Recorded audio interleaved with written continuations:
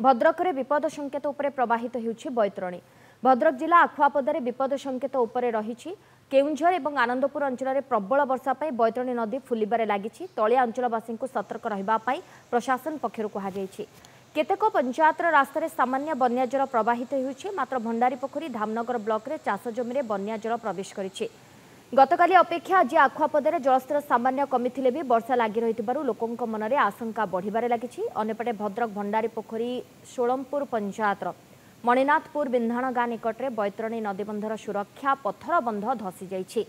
प्राय 45 foot lumbar सुरक्षा पथर बंध धसी जाइथिबारु लोकंको घारिछि बन्या भय। उपर मुंडरे लगाण वर्षा जोगु बैतरणी नदी फुलिबारे लागिछि। जदि कहबा दीर्घ 16-17 घंटा धरी बैतरणी नदी आखुआपदा ठारे विपद संकेत उपरे जल प्रभावित होउछि। 18.33 रही विपद संकेत एबे सुधा जहाँ रही 18.45 पाखापाखि जल प्रभावित होउछि। जो प्रभावित होउछि तो तार सीधा सड़क आफेक्ट यही कंटी घाई देखा मिली। ये हूँ कंटी घाई जहाँ कह जाए जे भद्रक जिलार जो 4टी ब्लॉक रही विशेषकर भंडारीपोखरी धामनगर तिहिड़ी और चांदबाली यही सबू ब्लॉकर केतेक पंचायत यही कंटी घाई दुख आनी दिए। प्रत्येक वर्ष यही कंटी घाई ही बैतरण बन्या जल प्रवेश करें। यह प्रथमे धामनगर ता परवर्ती अवस्था जदि कहबा तिहिड़ी भंडारीपोखरी एवं तापर यह चांदबाल केतेक पंचायत को प्रभावित करें। यह हूँ से कंटी घाई वर्ष धरी 4टी ब्लॉकर पाखापाखि 30 रु 35 पंचायत यही कंटी घाई दुख साजिछि। यार जो बन्या जल जदि कहबा जेहेतु धीरे धीरे आखुआपदारे वर्तमान जलस्तर विपद संकेत पाखापाखि पहुँचवाक लगिलाणी एवं धीरे धीरे जलस्तर कमिबो बोली जहाँ आशा करा जाउछि। तो ताकू नहीं यही कंटी घाई धीरे धीरे जो बन्या जल प्रभावित होउछि सीधा सड़क बैतरणडू पंचायत को पशुची चाष जमी को पशुची ताहा धीरे धीरे कमिबो। आमे कहि परिबा जेहेतु अन्यपटे पाणीपाग विभाग पक्षरु कहा जाय आहुरी 2 दिन लगाण वर्षा अछि।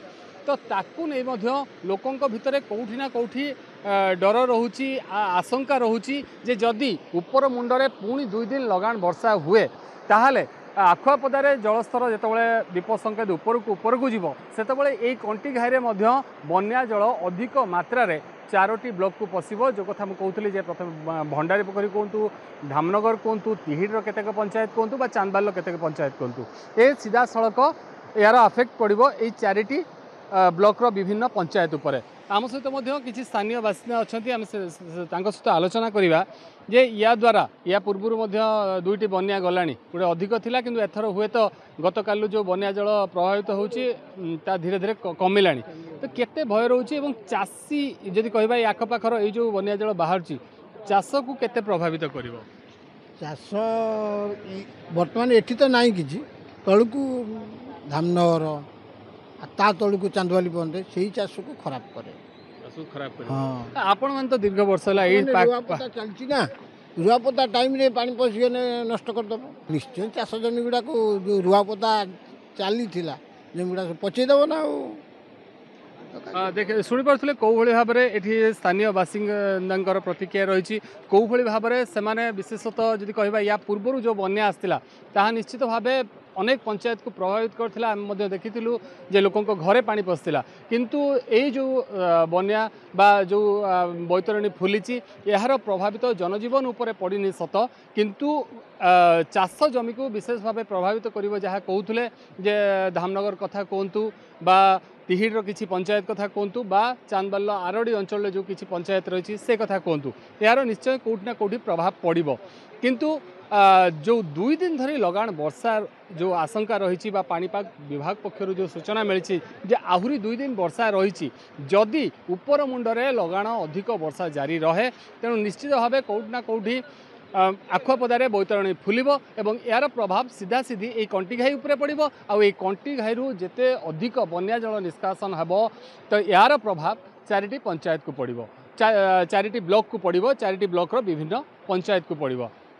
अंपटे जो देखा जेहेतु संभाव्य बन्या को नहीं गतकाली ठारू प्रशासन मध्य तत्परता देखी जिलापाल खोद आवासी भाव में मीटिंग करिसेंती जो जो 4टी ब्लॉक रहा बीडीओ कथा कहतु बा स्थानीय प्रतिनिधि मान सहित कथा कहतु से सतर्क रहा सूचना जारी करा जायछि। विशेषकर तलिया अंचल जो मैंने रोचंती से माने सतर्कता अवलंबन करने को माइक रे प्रचार करा जायछि। किंतु जो देखा जो भली भाव में वर्तमान स्थिति रही कौन सी पंचायत से भली जलबंदी नहीं यार जो भली भाव में बैतरणी फुली यार प्रभाव कौटि ना कौटि चाष जमी उपर केवल पड़ी। भद्रकरू महेश प्रसाद मिश्र, नंदीघोष टीवी।